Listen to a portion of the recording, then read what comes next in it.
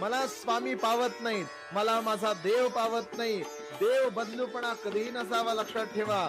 33 कोटी प्रकारचे किंवा 33 प्रकारचे देव जरी आपल्या आयुष्यामध्ये असतील आणि त्यातला एक देव जरी आपल्यावर कृपा करायला लागला, तर माणसाच्या आयुष्याचं 100% सोनं होतंय, हे लक्षात घ्या.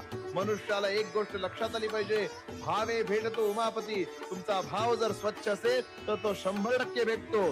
स्वामींविषयीचा एक अर्थभाव आपल्या मनात ठेवा. एकदा जो मी गुरु केला, मी न सोडे कदा त्याला, तो न सोडे कधी मला. या उक्तीप्रमाणे आपल्या भगवंताच्या चरणी, आपल्या आराध्याच्या चरणी आपलं जे काय चांगलं वाईट आहे ते सगळं सोडून द्या. आपलं चांगलं किंवा वाईट तोच करेल या विश्वासानं त्याची भक्ती करा.